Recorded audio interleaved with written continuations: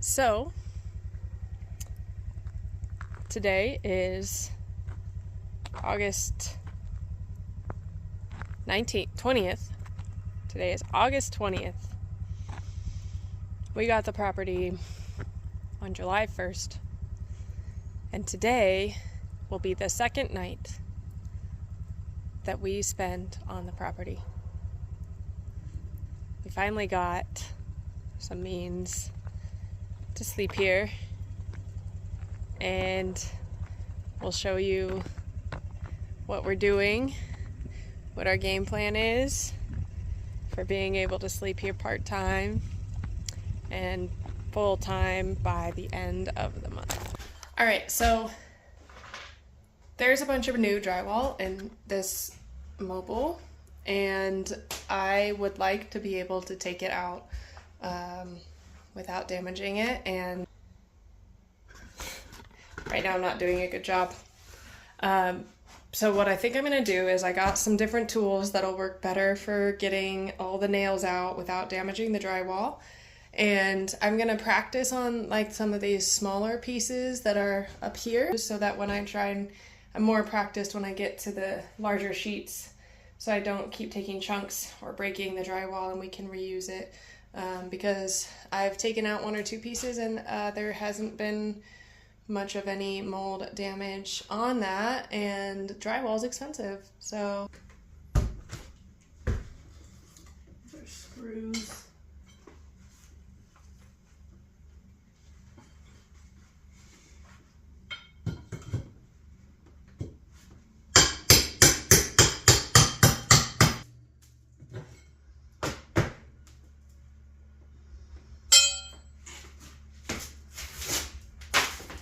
That did not work.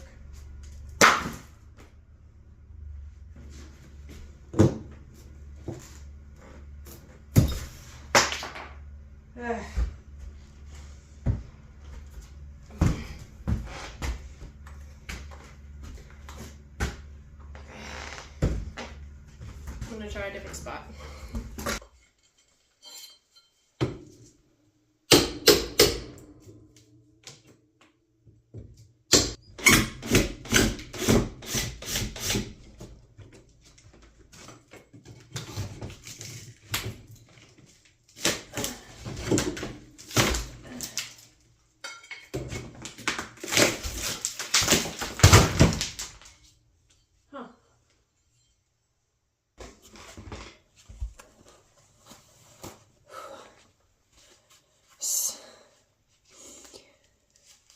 Alright, so I'm working on the back side of the mobile home, taking out the drywall that has signs of mold on it, and I'm looking behind the drywall to see if it's like from the inside out because he was curing weed in here, or if it's in the studs. But the studs look clean for the most part. There's some like on the top roof. It kind of looks like the studs are moldier or have mold signs, which is a fixable thing.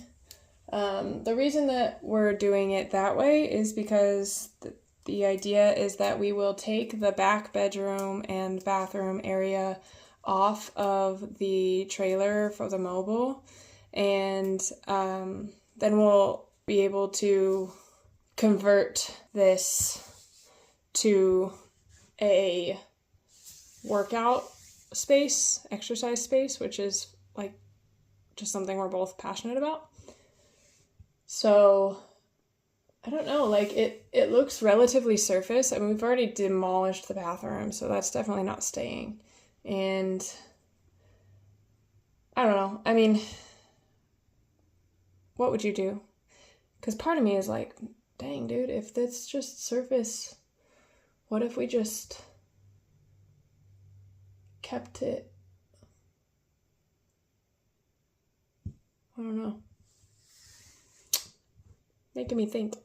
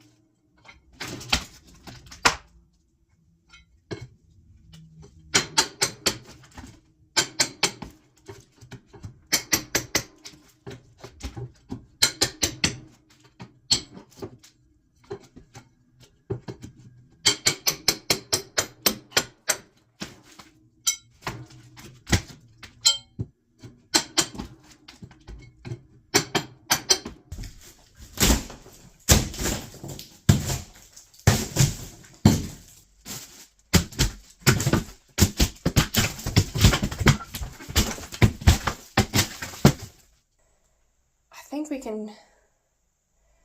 Dude, if we can save this, I don't know. This might change the game for us a little bit. We'll see. Might have to do some talking with Brandon. Look at this. Slumber. This mold is definitely coming from the inside.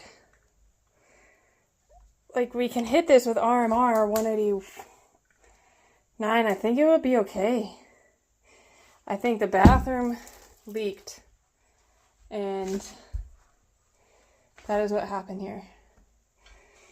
There's way more mold on the actual drywall. There's so much more mold on the drywall than there is on the studs. So now I'm really confused. I don't know how far it goes because there's some over there in the closet. There's some in the corner by the breaker box. There's some in the back corner in the living room area. For now, I'm gonna keep beating this thing up.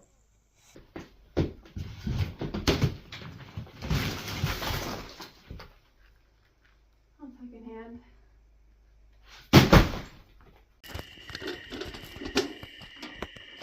Is it time for dinner? Huh? Is it time for dinner? Yes. We're just talking. Oh.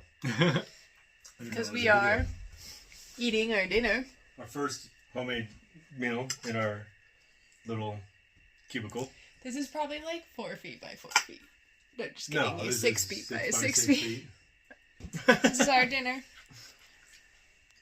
Salad and sausage and vino. Cheers to moving in. Welcome back, everybody, to Earth and Soul Living, Earth and Soul Off-Grid Projects, Earth and Soul's channel. And just want to offer how grateful I am to all of you for showing up as we continue on this journey and for following along. It's been really fun to keep going on this project, and that's definitely been a theme that is easy to be grateful for as I reflect each week and go through these videos and pull lessons out of what we've been doing. And kind of in the process of talking about the lessons of this week, I'm here to chat with you more about kind of what I've garnered from this last week, and I'm gonna do dishes while we talk because it is that time of year for me to just kind of necessarily be multitasking on every possible moment, so bear with me. If you can see the mess, yes, it's a mess. Normalizing normal kitchens, I saw that once and I was like, my kitchen is maybe even messier than most, but here we are. So, the dominant theme for me for this week, and I think maybe for Brandon too, is that after we got some time to have a place to sleep on the property, have a place to eat, to cook our food on the property, and after we went through kind of that really rushed, energetic process, not rushed in a negative way, just like exciting rushed process of getting all of the new items from the auction to the property and getting ready to get those built. I really got called after the process of that to slow down a little bit. The journey and the pressures that are still very present for us from getting out of this current place that we live and into the property full time has been, especially lately, very full of pressure, like timeline pressure, and it's rightfully so. I mean, paying a mortgage and a rent doesn't seem logical, and eventually you just have to overcome your fears and take the leap. And there is a level of that involved in this as well, where taking the dive full into the off-grid property, and fully letting go of some of the amenities and securities of this space that we have with both. It's taking some inner work to be able to let those go fully, but the truth of the matter is, even taking fear out of the conversation, is that there's some planning that kind of needs to happen. And there's some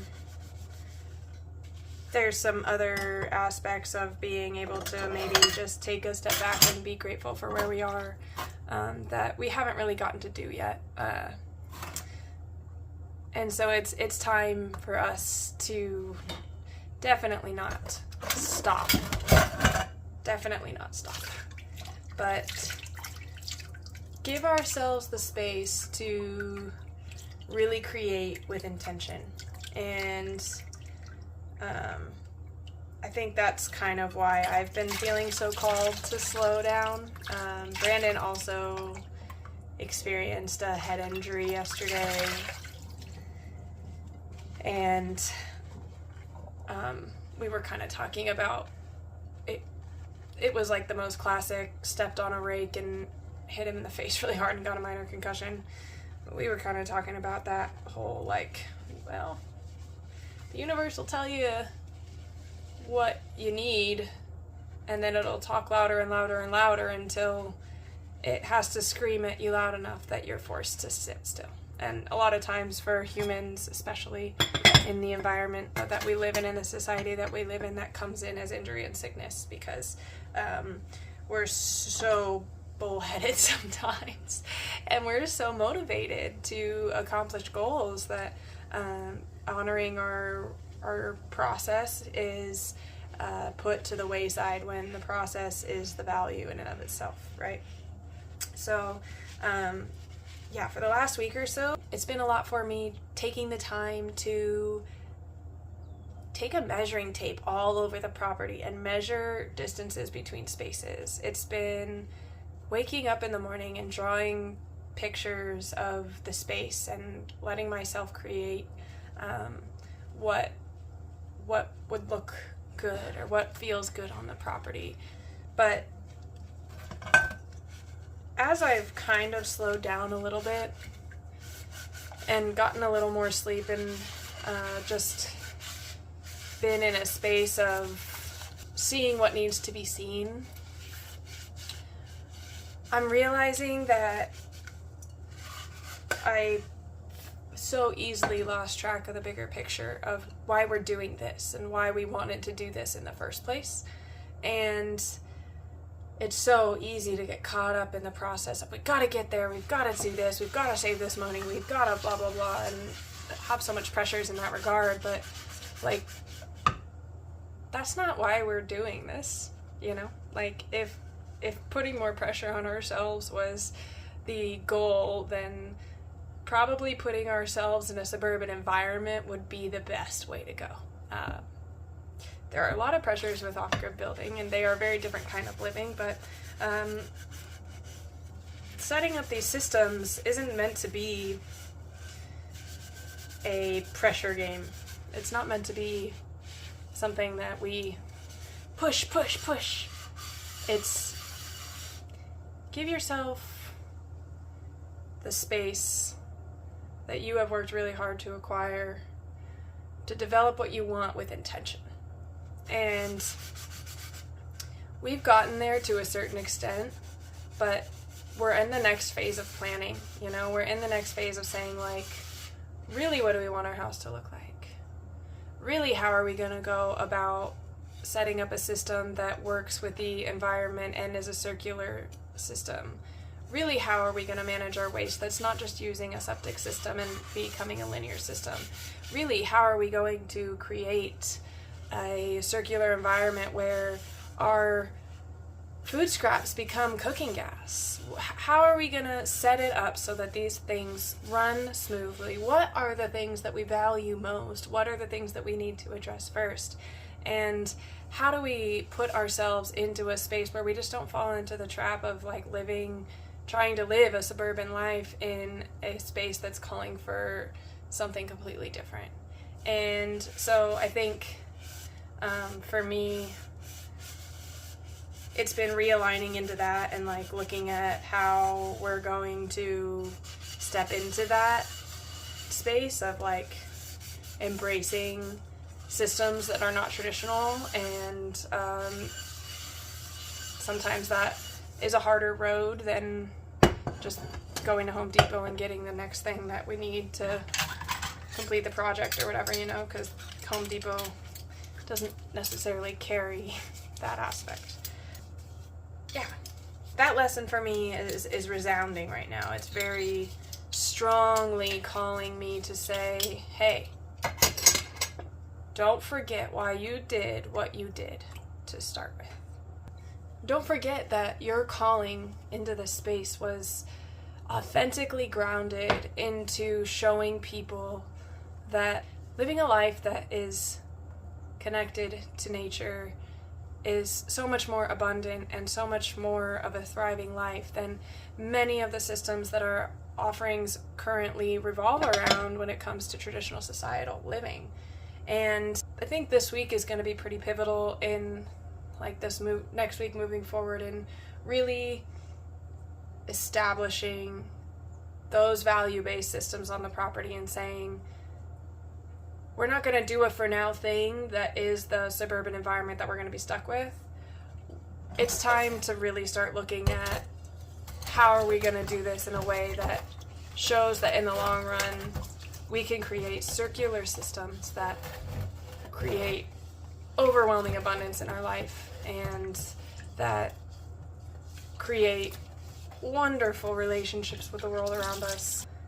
My biggest goal would be that setting up these structures now will help others see that there's a way to live a life that aligns to the earth in such a way that your health goals or the things that you're struggling with your health as a human easily resolve themselves, because all of a sudden you're not exposed to things that our society deems as something that is normal, that is literally contributing to your suffering. And that's not how it's meant to be as a human being. We're not put here to suffer. I know that that's like some common dialogue that somewhere along the line someone decided to push, but we're meant to thrive. Like, that's our easiest, normalest state of being. And when we're totally aligned with the earth, and when we're totally aligned with our personal direction, and we're totally aligned with that authenticity of who we are, that's when we thrive. And so for me and for Brandon, that's stepping away from certain societal structures and things that are systems that are linear, that don't support our well-being. I'm really grateful that I've been called in this last week to slow down enough to realize that it's time to take that into consideration a little more heavily, because it's not going to happen unless we really choose that, unless we really set that boundary and say, this is the way that we want to live our life, and we're not going to allow these other things into our space. That's not how we want to live. And remembering that is difficult when the easy way out is to go live in a suburban space that is already set up for you, and you don't have to think about the fact that turning on a faucet requires something, and you don't have to think about the fact that, you know, flushing the toilet goes somewhere. You don't have to think about the fact that cooking a meal requires energy. It's taking the money layer away from that, because that's the only way we really measure that in a suburban space, is through the monetary expense associated with the production of energy in our society, where you get a gas bill every month or you get a water bill every month, and it's like, that's not a monetary thing. That's a natural resource thing that you can have a relationship with, a direct relationship with, that's not inhibited by the layer of money. I'm excited to see how realigning this direction takes a really great next step into our progress on the property, and how we maybe set things up. I'm excited to show you what that looks like, even if it means it takes a little bit more time than we anticipated. And I'm grateful that there are people here who are willing to listen to me blabber and be on a little bit of a pedestal. At the end of the day,